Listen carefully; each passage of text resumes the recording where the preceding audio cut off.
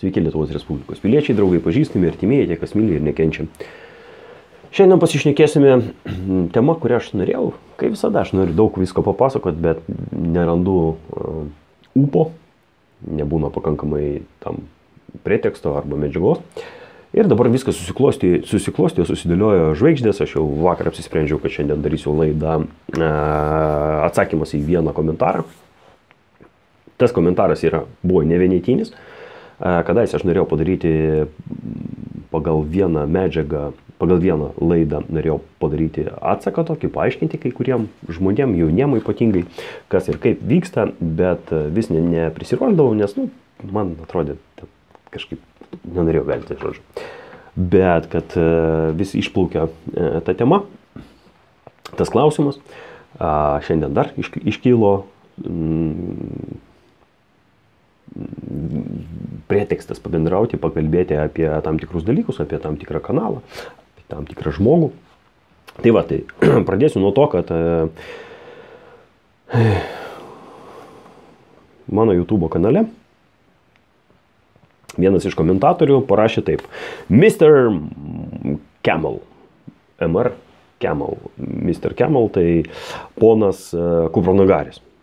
Kupranugaris parašė kalvota kalva, ne, kaip ten, nesvarbu. Tu Lekstučiui tik dėl video patiko, kai atvažiavai pas jį į talką ir tave išdergė. Labai visi juokėmės. Aš jam atrašiau, juokėtės visi? Čia jūs ir jūsų įsivaizduojami draugai. Karalius nesuprato, kad ta laida tai tik cirkas skirtas žiūrovams. Kitas vartotojas atrašo. Laurynas Zilėnas. Malonu, kad pasakėjai. Cirkas žiūrovams. Viskas dėl video peržiūrų, kad pinigai kapsėtų. Screenshot padarytas, reikės su Lekstučio fanais pasidalinti. Screenshot tai yra ekrano nuotrauka padaryta. Kad jau taip viskas dėliojasi. Situacija yra tokia. Kalba eina apie mano ir Vaido susitikimo, laidos, aptarimą, kurį padarė Karalius. Nežinau, nei vardo, nei pavardės. Jisai save vadina karalium. Bent jau jo kanalas taip vadinasi. Nežinau, dėl kokių priežasčių, kas už to slypi, galbūt jo vardas Karolis, galbūt, aš nežinau, kas, galbūt jis turi regalijas, bet man tai, pirmas reikalas jau nepatinka, nes keista, kai žmogus save vadina karalium. Matomai turi kažkokių priežasčių. Tai va, tai mes su Vaidu, aš atvažiavau pas Vaidą, Žemaitį Lekstutį į namus, buvo ankstyvas rytas, jisai mane pasitiko. Tiksliau, aš nuėjau į automobilį, jis mane parsivedė, nes pamatė per kameras, kad kažkas vyksta kieme. Parsivedė, mes pradėjome bendrauti apie ką aš veikiau, kodėl aš neatvažiavau, nes buvo prieš tai pas jį talka. Ir aš puikiai žinojau, kad talka bus šeštadienį buvo, bet aš neatvažiavau dėl to, kad aš jau buvau rezervuotas. Tai yra, manęs paprašė sudalyvauti renginyje, aš pasižadėjau ir aš negalėjau atšaukti. O po kurio laiko aš sužinojau, kad bus ta talka. Ir man labai buvo gaila, kad aš negaliu sudalyvauti pas Vaidą talkoje, nes, pažadėjai turi laikytis savo žodžių. Tai va, tai aš prieš važiuodamas į tą renginį, kuris buvo Šiaulių rajone, Kuršėnų, prie Kuršėnų, ten toks vairavimo centras yra ir jame buvo sezono uždarimas, tai vadinamas drift macuris. Sporto šaka, driftas yra šonaslydis ir ten sezono uždarimas. Ir aš iš karto pagalvojau, kad visai būtų smagu pasidaryti tarsi pokštą, pasiėmiau grėblius, nes aš žinau puikiai, kad talka yra šeštadienį, aš niekaip nespėsiu sudalyvauti abiejose renginiuose, nes tas renginys, į kurį aš važiavau, kurį mane buvo pakvietę, paprašė sudalyvauti, padėti, jisai nuo 10 ryto iki 10 vakaro, 12 valandų, berods taip, ar nuo 11 iki 11, žodžiu, kad visą dieną ir nelabai turi kur išeiti. Tam automobilį reikia prižiūrėti, slėgiai, padangos keisti, jeigu sugedo, paremontuoti, žodžiu. Ir galvoju, visai būtų nieko pokštas, jeigu aš pasimčiau guminius, pasimčiau grėblius, pasimčiau darbo rūbus, vat kad, nu, toks šiaip pokštas. Na ir aš, žodžiu, nuvažiavau pas Vaidą, jis ryte mane pasitiko ir jisai mane sako, kodėl tu net važiavai vakar, to prasme vakar. O dar kas, kodėl aš tai padariau? Todėl, kad buvo skelbimas apie tą talką ir ten nebuvo nurodyta tiksli diena. Buvo kalbama, kad va, tas savaitgalis, ateinantis savaitgalis, man atrodo, tai buvo ten gal kokį pirmadienį patalpintas tas skelbimas. Ir ateinantį savaitgalį kviečiame visus į talką. Nu, aš išsiaiškinau, kad ten bus šeštadienį, nes buvo mintis pirma, kad, nu, jeigu tai parašyta, galimas daiktas bus šeštadienį ir sekmadienį. Bet po to išaiškėjo, kad bus tik viena diena ir galvoju, aš padarysiu pokštą. Ir niekas man nieko negalės pasakyti. Nu, aš atvažiavau ir sakau, aš į talką atvažiavau. Sako, ką tu čia vyki, talką atvažiavau, kokia dar talka. Ir vakar buvo. Sakau, tam parašyta buvo, kad savaitgalį, nu, šiandien dar sekmadienis, tai kad. Ir Vaidas iš esmės su manim darydavo laidas. Kiek dabar jau senokai nedarėm, vis nepasitaiko proga, turim kitų užsiėmimų ir veiksmų čia tų, nu, žodžiu. Tai vat, kai darydavom laidas, mes apie tai niekada nekalbėjom, bet man susidarė įvaizdis nuo pirmosios laidos, kad jisai pačiupinėjo mane, suprato, ko iš manęs galima tikėtis, kokių atsakymų, tai yra, kad aš nepradėsiu kažkaip ten keiktis, kažkokių daryti neadekvačių veiksmų, pykti, psichuoti, nervuotis, ten draskyti akis, nu, žodžiu, kad aš visai neblogas pašnekovas, ne, ten ganėtinai greitai atsiskleidė visą tai. Ir jisai priėmė, kaip jis gali elgtis ir ką jis gali daryti, kaip jis gali su manim bendrauti, kokioj formai, ir aš tiesiog prisitaikau prie situacijos. Jeigu jisai Vaidas turi susigalvoja kažkokį veiksmų planą arba kažkokį bendravimo metodiką, kažkokią temą ar kryptį bendravimo, aš ją palaikau. Tiesiog. Nu, va, toks yra nerašytinas, jokio susitarimo nevyko, va, tiesiog taip gaunasi mums bendrauti. Ir reikia turėti omeny, kad, pavyzdžiui, tie, kas užsiminėja tokiom laidom, kaip aš, vat, kaip Vaidas, ne, jie karts nuo karto užeina pasižiūrėti savo statistiką. YouTube'as turi YouTube Analytics tokią grafą, tu užeini ir ten gali pasižiūrėti, kas tave žiūri, kokie žmonės, kokiu laiku. Ten nelabai naudinga, aišku, iš tiesų, nu, kaip dalinai, bent jau man, aš suprantu, kaip ta statistika atsiranda, kad iš esmės yra daug asmenų, kurie nepateikė savo tikrojo asmens ten gimimo datos, nepateikė lyties ar dar kažkokių žodžių. Ir jinai, nu, iškreipta yra, bet daug maž gali suprasti, įsivaizduoti, kas per žmonės tave, tarkim, žiūri. Tai va, tai jeigu imti mane, mano kanalą, va, aš dabar žiūriu, atsidaręs esu, mane žiūri nuo 25 metų ir iki pat galo. 25-34 metų tarpe mane žiūri apie 10% ir toliau eina apie daug maž apie 20%, man atrodo, jau gerai pamenu, taip, apie 19-20%. Ir iš esmės didėja, nes 35-44 19%, toliau 45-54 metų amžiaus 19%, 55-64 25% ir 65 ir vyresni 26%. Ir kas yra įdomu, kad jauniausiai grupiai moterų yra apie 2,5% iš tų 10, tai ir iš viso gaunasi apie 2,5%. O jau vyriausioje kategorijoje ir jų moterų vis daugėja. Ir vyriausioje kategorijoje, kur jau 65 ir vyresni, moterų yra vos ne per pusę. 40 moterų procentų ir 60% vyrų. Tai kodėl aš tai sakau? Aš manau, kad Vaidas irgi puikiai žino, kas pas jį per kontingentas, kokie žmonės renkasi, kokie žmonės jį žiūri. Ir jisai priderina savo laidas prie tų žmonių, kurių daugiausiai yra žiūrinčių. Priderina savo laidas prie tų žiūrovų. Nes jaunimui laidos įdomios vienokiam formate, vyresnio amžiaus žmonėms kitokiam. Ir vat Vaidas toj laidoj, kai mes bendravom, jisai bendravo taip, naudoja tokias tezes, tokius sakinius, tokius klausimus, tokias sakinių formuluotės, kurias naudoja vyresnio amžiaus žmonės. Todėl, kad tas vaizdo įrašas iš esmės orientuotas, jisai jį suorientavo į vyresnio amžiaus žmonės. Tai yra į savo žiūrovus. Ir aš prisiderinau prie to. Taip, jisai uždavinėjo klausimą. O vat kodėl tu, kodėl vat jūs čia tais automobiliais užsiemat, kurių vertė kaip būto. Ir ten karalius sako, kur tu tokį būtą rasim? Niekas nekalbėjo, kad tai bus Vilniaus centras. Niekas nekalbėjo, kad tai bus Kaunas bent jau. Kalbėjo, kad iš esmės už variklio kainą, už 20 000 tu gali nusipirkti gyvenamą būstą vienur ar kitur Lietuvoje. Nes, pavyzdžiui, Naujoje Akmenėje tu be problemų nusipirksi būtų. Taip, jisai galbūt nebus su euro remontu ar dar ten kažkokiais bet tai yra būstas, tai yra apčiuopiama. Suprantat, tai yra daiktas, kurį, tai ne daiktas, tai yra nekilnojamas turtas. O ne kažkoks variklis, su kuriuo išvažiuoji į varžybas, kažkas netaip nutiko, tu jį sunaikinai, iš jų nieko neliko.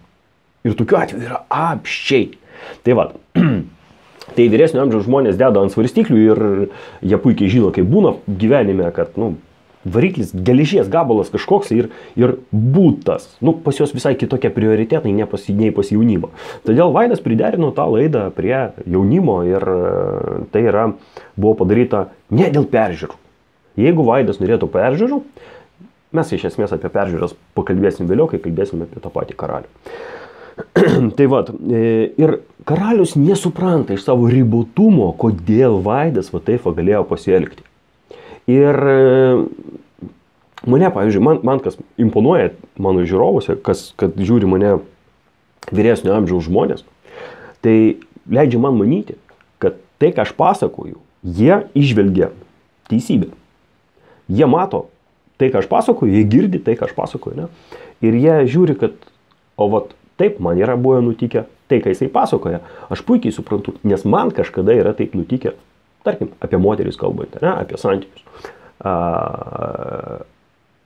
Arba apie ekonomiką, kai aš kalbu, kas buvo senesniais laikais ir žmonės klausosi, taip ir buvo, taip aš atsimenu. Kartais būna turbūt tokių situacijų, kai vyresnio amžiaus žmonės tai vat kaip viskas tai vyksta.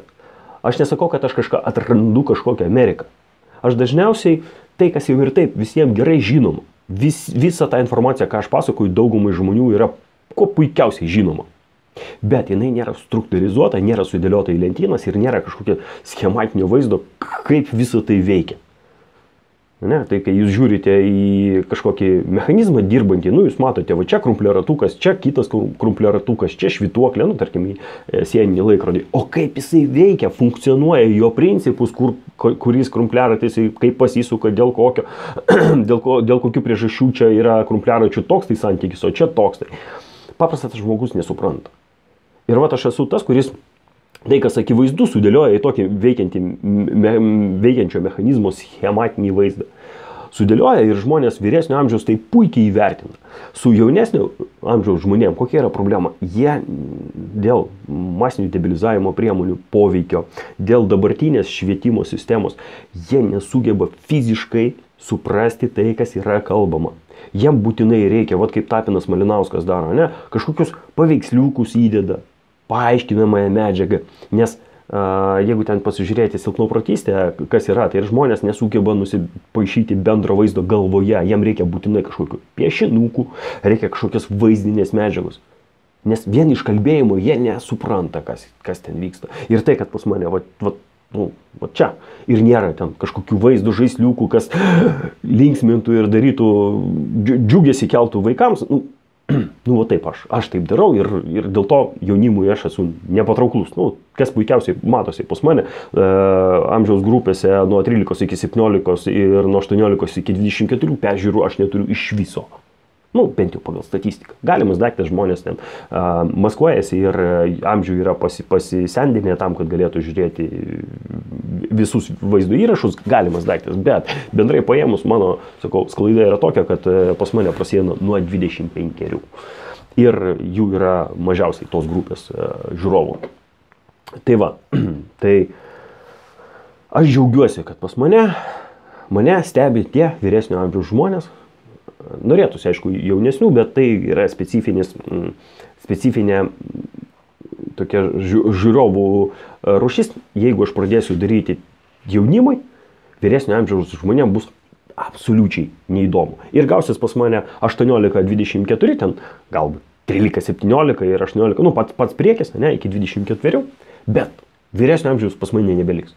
Nu, vat, jų tiesiog nebeliks. Kodėl? Todėl, kad tai yra du skirtingi pasauliai.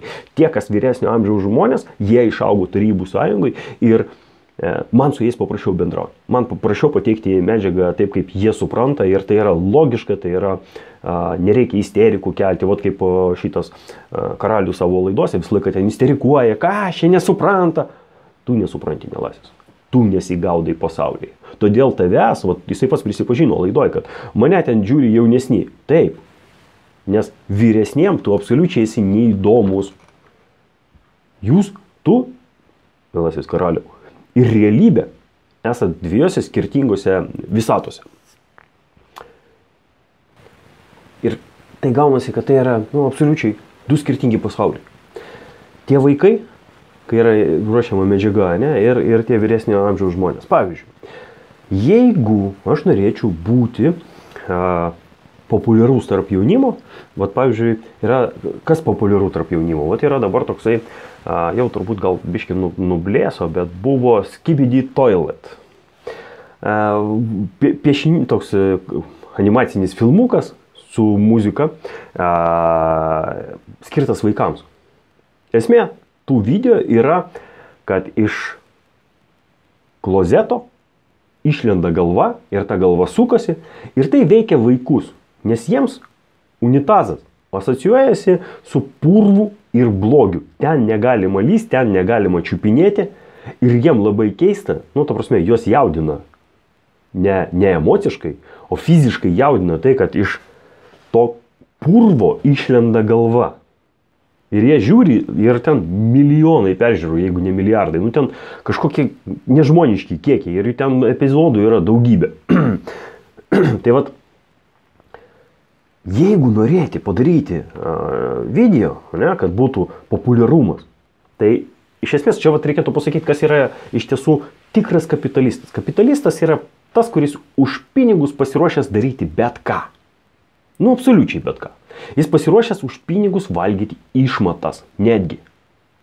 Jeigu netikėt manim, kai kurie, čia tie, kas jaunesni, šiek tiek papasakosiu, buvo, aš mačiau reakciją į tą video, buvo toksai vaizdo įrašas, dvi merginos ir vienas puodelis. Jis taip vadinosi, angliškai Two Girls One Cup, tai buvo trumpinys, toks tinklalapis 2G1C, kažkaip taip, žodžiu. Ir esmė yra tokia, kad aš sužinojau jį iš YouTube, kad buvo daug video, kur mano senelės reakcija į tą video. Ir ten senelė krūpčioja, iš pradžių ten žiūri, merginos, aha, kažką komentuoja ir po to negaliu žiūrėti. Ir buvo tai antiek masiška, kad netgi multiplikacinis filmas Family Guy irgi apie tai padarė epizodą, kur tam šuniui rodo, kad, pažiūrėk. Jisai žiūri ir ten, ar ne šuo. Žodžiu, kad buvo Family Guy irgi apie tai vienas epizodas. Gal net ne vienas. Žodžiu. Ir aš tada pasižiūrėjau tą vaizdo įrašą, užmečiau akį, kas ten per vaizdo įrašas, susiradau aprašą. Ir esmė tokia, kad dvi merginos, lyg tai patrauklios buvo parašyta, jeigu gerai pamenu. Dvi merginos pasiema puodelį, tuštinasi į tą puodelį, o po to valgo tas išmatas. Ir peržiūrų, mamma mia. Tai va, tai aš kaip ir sakiau. Jeigu norėti šlovės, garbės, pažiūrėkite į Šuraivą. Su apsišlapinės, apsivėmės, apsišlapinės, apsivėmės, besąmonės, valiojasi, nuogų pasturgalių, lytiniais organais mosikuoja. Ir populiarumas, mamma mia, tarp jaunimo, žvaigždė. žvaigždė, todėl kad jis eina pačių paprasčiausių kelių. Tokių vaikams, kas yra nepriimtina, bet koks jisai kietas. Jis ne kietas, jis debilas. Taip suaugę žmonės, subrendę žmonės nesielgia. Ir jis yra puikus pavyzdys, kad yra žmonių, kurie dėl šlovės, dėl garbės, dėl pinigų yra pasiruošę sunaikinti savo autoritetą, pagarbą prarasti. Jiems absoliučiai nesvarbu. Jiems svarbiausia pinigai. Ir yra žmonių, tikras kapitalistas, tai yra tas, kuris į kamerą gali valgyti išmatas, nesvarbu kieno, už pinigus. Svarbiausia, duotų pinigus. Jis padarys bet ką. Tai čia apie tą, kad sako, kad Vaidas ten dėl pinigų tai daro. Galim paanalizuoti mano atvejį. Aš dirbu, uždirbinėju pinigus, uždirbtais pinigais, legalių būdų, su mokesčiais, su sodrom, su viskuo. Aš uždirbu pinigus ir iš to atlyginimo aš susimoku mokesčius, paskolas, nusipirku maisto, kūro ir kažkas dar ten kapeikų kažkokių nedaug lieka man pragyvenimui. Ir aš taip gyvenu. Aš einu į darbą ir aš skiriu nemažai laiko, kaip skiriu, reikia dirbti ir įsivaizduoju, darbe reikia po 8 darbo valandas atidirbti.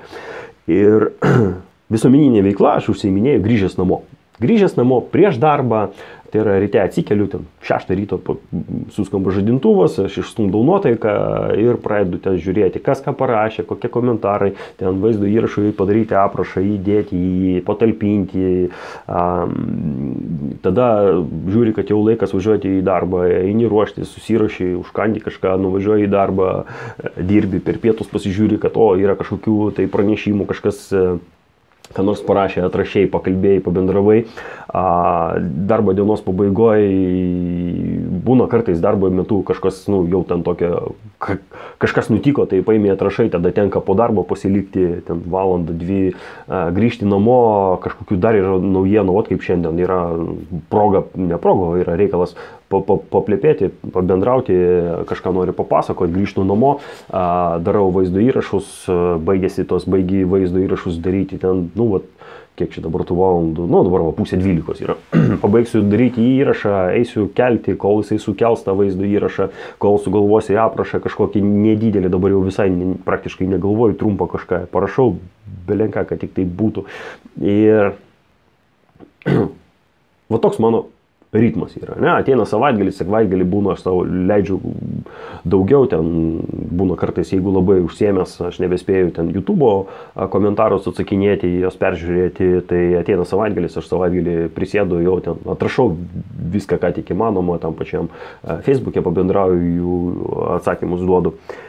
Ir iš esmės, aš sukuosi kaip šitagi voverytė narvelėje, bėgu, lėkiu, ratukas sukasi, ne narvelėje, ratukė, bėgu, lėkiu ir niekam neužtenka laiko. Niekam. Aš užsiiminėjau darbu, dirbu, aš turiu visuomeninę veiklą, o tarkim susitvarkyti savo automobilius, juos apsitvarkyti, apsilopyti, fiziškai neturiu laiko. Fiziškai. Ir, sakykime, Vaidas eina kitokių kelių. Iš esmės, Vaidui yra žmonės, kurie patys nori padėti Vaidui, kad ta veikla, kurie jis užsiėmė, jinai vyktų. Ir aš labai džiaugiuosi dėl Vaido, kad taip yra. Yra daugybė žmonių, kurie galvoja, kad Vaidas tik iš tos veiklos ir gyvena. Ne, tai yra prisidėjimas prie to, ką jisai daro. O be to, ką jisai daro, akivaizdžiai vaizdo įrašai ir visa kita, jis turi kitų veiklų. Ir iš tų veiklų jisai pragyvena. Iš tų veiklų jisai gauna pajamas. Ir tas pajamas kartais, kaip pavyzdžiui buvo su referendumu, tenka investuoti į visuomeninę veiklą. Tai yra imti iš šeimos biudžeto, kad ir kaip tai keistai jums, kai kuriems silpnopročiams, skambėtų. Jis paima tos pinigus iš šeimos biudžeto ir kiša į kažkokias tas šeimos biudžeto į visuomeninę veiklą. Kuris iš jūsų pasiryžęs, jūsų tų jaunesnių, tokių, kurie aršus labai karaliaus žiūrovai, kuris iš jūsų yra pasiryžęs taip pasielgti? Abejoju, kad yra norinčių, ne? Tai va, yra žmonių vyresnio amžiaus, vėlgi, kurie puikiai supranta, ką reiškia tokia veikla, ką reiškia namai, ką reiškia susitvarkyti gyvenimą ir jie patys nugyvenė jau gyvenimą dėl sveikatos, dėl to, kad negali, dėl sveikatos stokos prisidėti prie to judėjimo, tos veiklos, ne? Arba dėl to, kad tiesiog, jisai ne jam, tai jisai nenori nervuotis, jis nesugeba, negeba, neturi gebėjimų ten atrašinėti gražiai, tvarkingai, jis neturi kantrybės, jis nenori nervuotis. Jam paprasčiau yra prisidėti finansiškai prie kitų žmonių veiklos. Ir šaunuolis bent kažkuo prisideda prie to, sakykime, kelio į geresnę Lietuvą. Tikėjimas yra. Kaip ten gausis, aš negaliu pasakyti, atsakyti į klausimą, kada mes pasieksim tą šviesų rytojų, nežinau. Dabar, kai atsirado Eduardas Vaitkus, matosi tokia prošvaistė, kai būna spindulėlis iš apsiniaukusio dangaus, vienas toks, ir jisai prašvyto ir klausimas, kiek, kai būna, žinot, rudenį. Man atrodo, rudenį būna tokia labai oras maišosi, ateina debesis, nueina. Pavasarį būdavo Palangoje, kad atėjo šildavo orai, mes eidavom tiesiog atvažiuodavau per Velykas, per Velykų atostogas ir būdavo ganėtinai vėjuota, daug juda debesų, toks apsiniaukęs, sakykime, dangus ir karts nuo karto išlenda vienas spindulėlis ir tu nežinai, kiek laiko jis bus ir jis tave taip džiugina, taip fain. Tai va taip yra su Eduardu Vaitkumi, jisai vienas spindulėlis šiai dienai ir kaip ten bus, kaip ten visą tai susitvarkys, aš neįsivaizduoju. Ką reikėtų pasakyti dėl viso to visuomeninės veiklos, ne? Čia dabar irgi su to pačiu karalium. Šiandien nutiko, kad karalius pričiupo vaidą meluojantį. Ką aš papasakoju, ne? Aš lėkiu, bėgu, man neužtenka laiko miegoti, neužtenka laiko gyventi, savo gyvenimo iš esmės laisvalaikio tokio kaip neturiu. Ir iš tos veiklos, kurią aš darau YouTube, atsakinėju ten komentarus, rašau šitos komentarus Facebook'e, susirašinėju Facebook'e, ne? Iš esmės komentarai Facebook'e labai daug suėda resursų, laiko, nes jų yra dideli kiekiai, ten reikia pagalvoti, kaip sudėlioti, būna aš sukuriu kokį nors paveiksliuką, perdarau kokį nors paveiksliuką, pavadinkim jos šaržais, nors tai nėra šaržai, bet jeigu sakysiu memai, ne visi supras. Tai aš pamatau, ką nors, kažkokį paveiksliuką, kyla idėja, aš iš karto puolu jį perdarinėti į tai, ką aš noriu, kokią aš viziją turiu, aš padarau tą paveiksliuką, aš jį pasidalinu. Ir kai tu darai tiek daug visokių dalykų, kai tu daug rašymo, būna padarai klaidų. Tiesiog skubėdamas, įtampa kažkokia naujiena svarbi tau, jaudinanti, tu greitai padarai kažkokį, atrašai kažką, išsiunti, po to žiūri šitos pranešimus, kad ten kažkas atsakė tau, atrašė, arba kažkas paspaudė šitą nykštuką, kad patinka tavo ten tas tekstas, ir aš būnu tikrinu, kas, ką, kur uždėjo, kaip žiūriu, tiesiog seku. Ir tada atsiranda galimybė peržiūrėti, po pusdienio, po dienos ar po poros valandų peržiūrėti tos pranešimus, ypatingai, kai aš grįžtu namo, kol atsigulu ten, tarkim, į lovą ar ten vonioj toj pačioj, aš šiek tiek toks apsiraminęs, jau peržiūriu ramiau tos tekstus, ką aš parašiau. Ir matai, kad, velnias, kaip aš tokią klaidą įvėliau. Čia visai neseniai padariau nuotrauką, kažkokią, aprašiau kažką, parašiau ir ten nosinė buvo. Ir gavosi taip, kad iš pradinis tekstas ant to memo buvo vienas, po to pakeičiau, pabandžiau jį sugeneruoti, pasižiūrėjau, nelabai tinka, šriftai, dydžiai nelabai matosi, tada pakeičiau į kitą tekstą, tas tekstas man nelabai patiko, pakeičiau į trečią tekstą ir pirmas žodis liko nuo pirmo teksto, antra dalis ten nuo kito ir, žodžiu, gaunasi jovalas, liko su A nosina. Gera gyventi turbūt, kažkaip ten nesvarbu. Ir, žodžiu, ir tokių klaidų padarau apsčiai. Tikrai, dažnai būna paskubi, dar koks yra momentas, vat, kas jaunimui gali būti įdomu, dažnai būna klausia, dabar ir tas dirbtinis intelektas ir jie ten su to dirbtiniu intelektu jaunimas labai džiaugiasi, kad jiem nereikės nei galvoti, nei kažką daryti. Vat yra dirbtinis intelektas, kuris už juos padarys viską. Ir manęs kažkas klausia, o ką tu manai apie tai?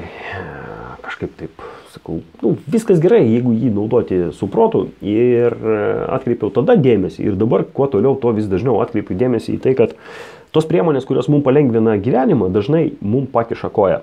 Pateiksiu pavyzdį. Aš naudojuosi 4 įrenginiais savo gyvenime. Tai yra nešiojamas kompiuteris, tapšnoklis, tai yra planšetinis kompiuteris. Dar turiu 2 telefonus.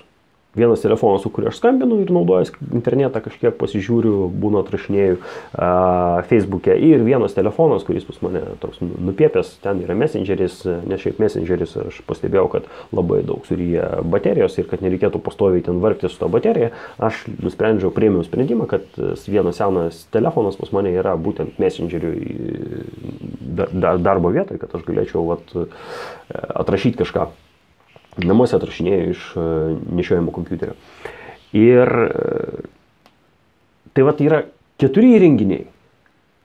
Vienam įrenginyje, tarkim, planšetiniam, tam nešiojamam kompiuteryje, atrašinėti tekstus visai neblogai. Redaktorius, tai yra įprastas man jau redaktorius teksto, jisai pataiso klaidas. Ir kaip man su juo praktiškai problemų nekyla. Bet pavyzdžiui, telefonuose redaktoriai tokie keisti, tokie įdomus, kad netgi kur nėra klaidos, jie suranda klaidą. Kažkodėl, pavyzdžiui, mūsų šalyje, bent jau tie įrenginiai, kuriuos aš naudoju, kažkodėl jie nepripažįsta bendravimo, dabar nepasakysiu, kaip ten yra, kai tu bendrauji pagarbiai su antroji asmenį, trečioji asmenį, neatsimenu, žodžiu, kai tu bendrauji per nuostatą, kad jūs pabandykite, tokio kaip pabandykite, nesupranta. Kai kurie iš įrenginių, dabar nepasakysiu, man atrodo, telefonas, ar netgi abudu telefonai. Žodžiu, kai kurie įrenginiai nesupranta tokios formos bendravimo. Jiem neįprasta turi būti tu, eik, daryk, darykite, eikite, jis nesupranta. Toks jausmas, kad mūsų lietuvių kalboj bendrauti per atstumą, padoriai, pagarbiai, yra neįprasta. Arba net nepriimtina. Tai ir tu lygtais, buvo momentas, kai aš jau buvau kaip apsipratęs su vienu telefonu ir maždaug įsivaizdavau jo šposus, ką jisai daro, rašant pranešimus, tas teksto redaktorius, ką galima iš jo tikėtis. O dabar, kai aš naudojuosi 4, man jau atrodo, čia reikėtų atkreipti dėmesį.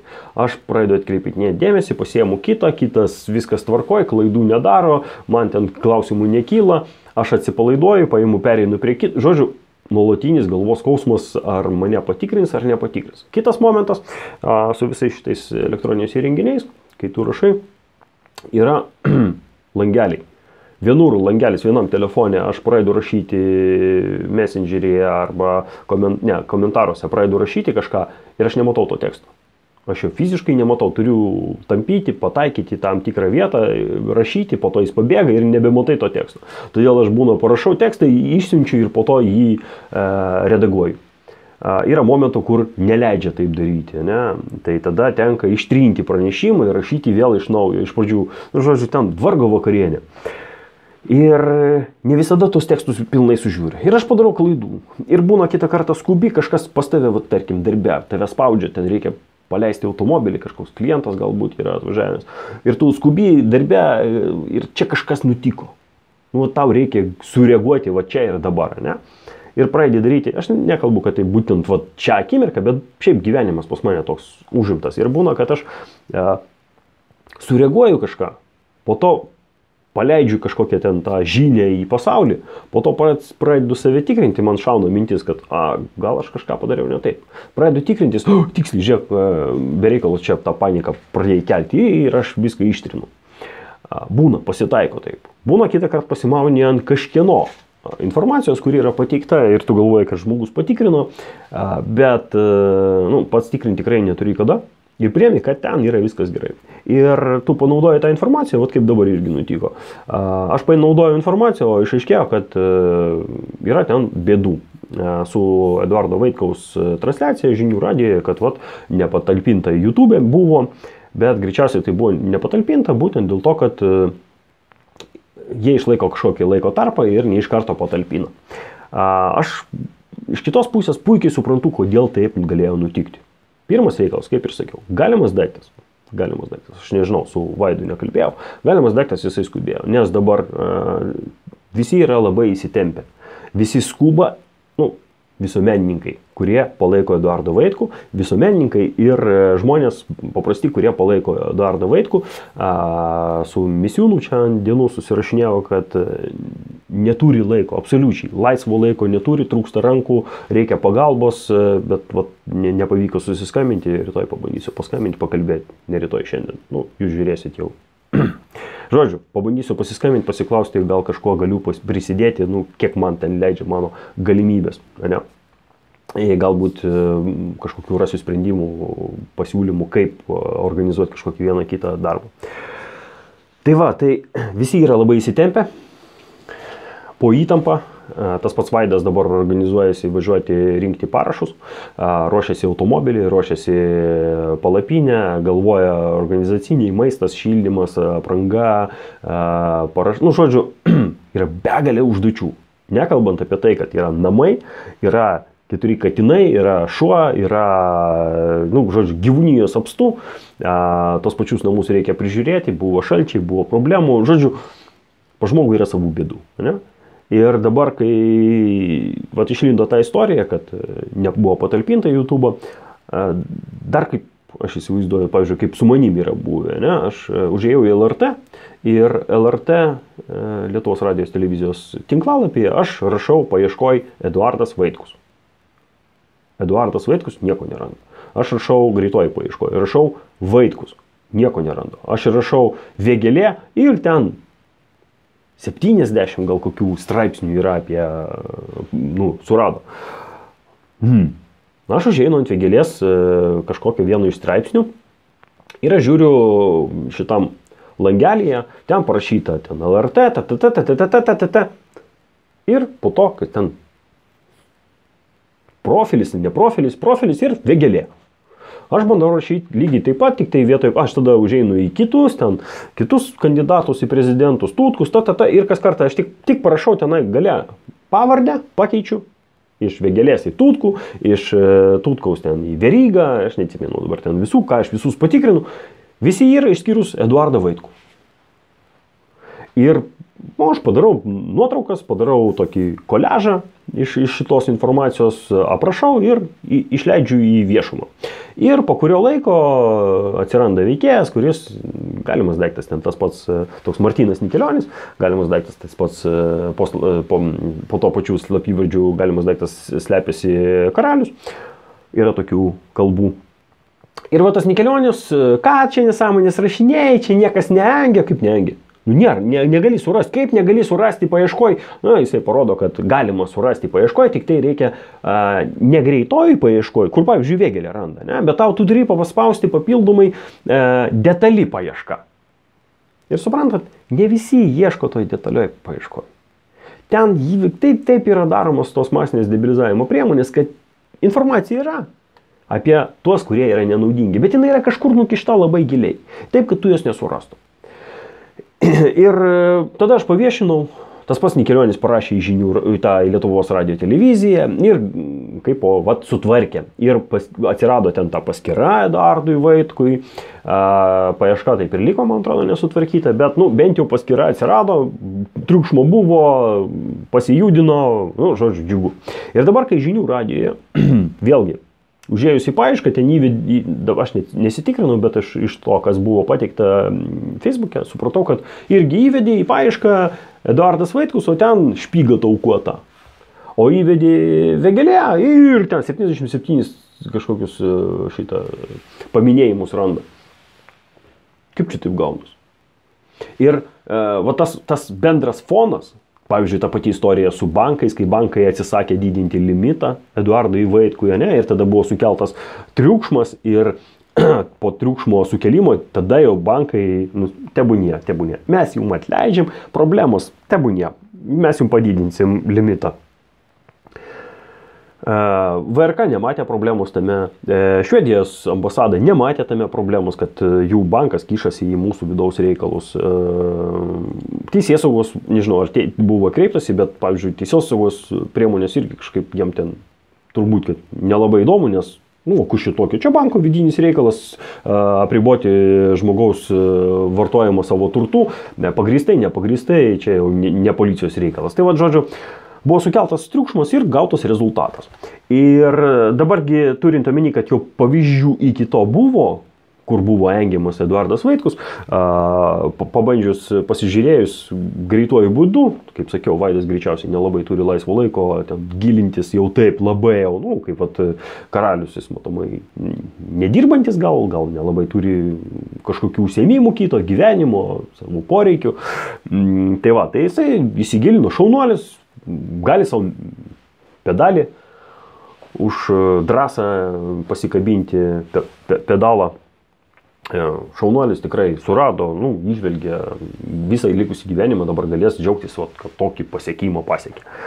Tai va, o kas dėl Vaido, greičiausiai kaip buvo, aš įtariu, kad pamatė, kažkas atsiuntė, greičiausiai, nes taip dažniausiai būna, kad kažkas nors atsiunčia ir sako, žiūrėk, kažkas negerai, ką tu manai apie tai. Vaidas su atbulinė mintim apie tas problemos, kurios yra, apie tuos organizacinius reikalus, greitai pasitikrino, pasižiūrėjo, paėmė, padarė greituoju būdu, tai sukėlė pasipiktinimo bangą.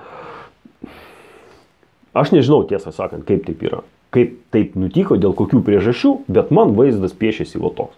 Ir tai, kad ten karalius, jisai specialiai, tiek, kiek aš pažįstu Vaidą, aš nedaug jį pažįstu, bet tiek, kiek aš pažįstu, nu, ta prasme, tai nėra taip, kad negaliu pasakyti, kad draugas jis mano, ne? Kodėl negaliu? Dėl to, kad kai tau yra netoli 40 draugų įsigyti, nu, turbūt vyresnio amžiaus žmonės sutiks, kad draugai liko ten vaikystėje, nes yra vaikystės draugas, po to paauglystės draugas ir mes ten nuo senų laikų draugai. Bet kai tau jau virš 40 kažkaip susieti kažkaip savo gyvenimą su kitų žmogum, nu, labai sudėtinga, nes ten, nu, kai jauniesi, tai tu žaidi, leidi laisvą laiką, ne? Kažkokios pozityvios emocijos yra, tu eini merginų ten kabinti, eini į šokius, leidi laiką, smagiai, įdomiai. Nu, vat, pavyzdžiui, mes su Vaidu susitinkam tik dėl kažkokių problemų. Kažkas nutiko, susisiekėm, pabendraujam, padarom kažkokią laidą, kažką, nu, negatyvios emocijos. Tai sakyt, kad mes su juo draugai, mes du žmonės, vat, pavyzdžiui, irgi istorija su Rogelskiu, ne? Lyg ir suaugęs žmogus, lyg ir viskas būtų gerai, o pasirodo, koks jisai keistas. Tai va, ir Vaidas kaip ir jį laikė draugų, bet, nu, vat, gavosi, va, taip. Todėl jau vyresniam amžiuje, nu, pradedi taip galvoti, ar jis tikrai draugas, nedraugas, kaip jį čia vertinti, ir man sunku pasakyti tą žodį. Taip, mes gerose santykiuose, mes viens kitą suprantam, palaikom, galim sakyti taip. Tai va. Tiesa, vat, dėl tos laidos dar sugrįžtant, ne, kur kalbėjau, kur aš atvažiavau pas Vaidą į Talką, tai mes pabendravom toj laidoje, ne, atrodytų įtemptai, jisai mane engė, traukė ten per dantį, baigėsi laida ir, bet kaip mes žadėjom, ten tai Vaidas kaip ir žadėjo tos laidos pabaigoje, nu, einam, papusryčiausiam. Nu, einam, papusryčiavom, pasėdėjom, paplepėjom su Vaidu, su Eglė apie muziką, plokšteles, muzikos grotuvus plokštelių, apie gyvenimą, apie santykius. Pusdienis prabėgo, 1-2 mes kuo gražiausiai draugiškai įsiskyrėm ten. Tai, kad tai, ką ten jūs matote, ką jūs įsivaizduojate, kai kurie iš jūsų silpno proto žmonės, o tie ypatingai jaunimas, kuris gyvenime nieko nėra matęs, matė kažkokią vieną situaciją ir tai jam papasakoja kas nors tiesa, yra toksai l'introvert. Atseit išsilavinęs žmogus. Atseit turi aukštojo mokslo diplomų. Atseit turi netgi ir mokslinį laipsnį. Ten profesorius ar docentas ar magistras, žodžiu. Aš labai nesigilinau, bet taip. Viskas tai atrodo labai keista, nu, bet tebūnie, įsivaizduokim, kad jis turi tą mokslinį laipsnį. Lyg tai kažkokių kalbų, kažkas man iš komentatorių rašė, kad tas pats karalius irgi ten turi kažkokį išsilavinimą jau, ne? Vat vyresnio amžiaus žmonės turbūt supras mane nesunkiai, o jaunimui paaiškinu, kad ką reiškia jų tas išsilavinimas. Tai, kad, vat, pavyzdžiui, vaikas mokėsi, nesimokė, vaikščiojo į darželį, išaugo tam pačiam darželyje ir po to pradėjo dirbti tam pačiam darželyje, kuriam visą gyvenimą praleido, jis pradėjo dirbti, ten, nežinau, pečkurių ar to pačiu darželio prižiūrėtojų, animatorium. Ne? Ar tai reiškia, kad tas žmogus ką nors matė gyvenime? Ne, jisai matė tik tos vaikus. Jis matė va tą tokią labai siaurą sferą. Tai va, kai žmogus išeina, baigia mokslus, gauna diplomą ir po to grįžta į universitetą, be jokios praktikos, be jokių žinių iš gyvenimo, tai yra ne specialistas. Tai yra tiesiog saviapgaulė. Ir va jiems tokiems pseudo specialistams atrodo, kad gyvenimas yra va toks. Jie galvoja, kad viską jie supranta. Prašom, išeikite į realų gyvenimą. Pabandykit, paragaukit to realaus gyvenimo, o po to galėsit papasakoti. Taip kaip aš. Tai va, šiai dienai norėjau trumpai, bet kaip visada gavosi. Ilga laida. Viso geriausio.